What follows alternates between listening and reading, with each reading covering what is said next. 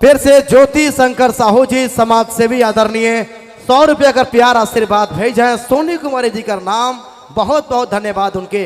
चलो एक और गीत कर ले मजा हमारे सोनी कुमारी जी का आवाज में, और एक गाना के बाद तैयार रहे दर्द दिलों की धड़कन मिस्टर अनीस महली जी, आपसे आग्रह है आप तैयार रहेंगे अपनी खूबसूरत आवाज के साथ। फिलहाल एक और गाना कर में शामिल सोनी कुमारी जी अपन बेहतरीन आवाज के साथ।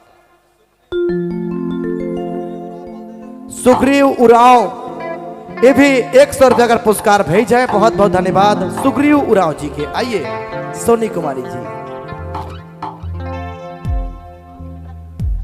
हेलो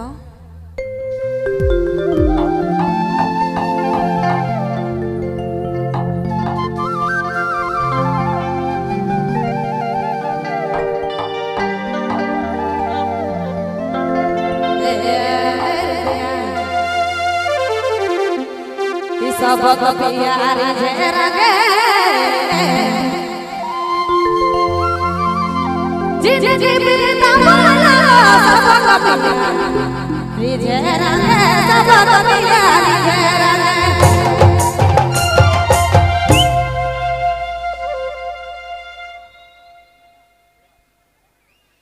जी जी जी बिरता बोला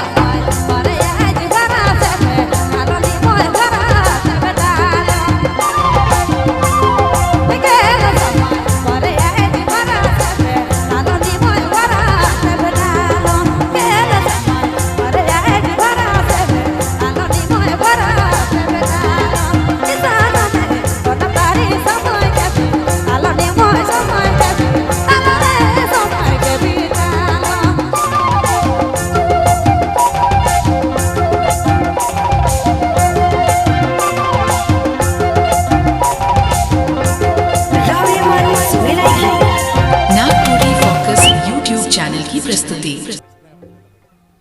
बहुत बहुत धन्यवाद, शुक्रिया। और सबकर फरमाइश है, बेसब्री से फरमाइश है कि अहिर को चा ना जाबे मैया के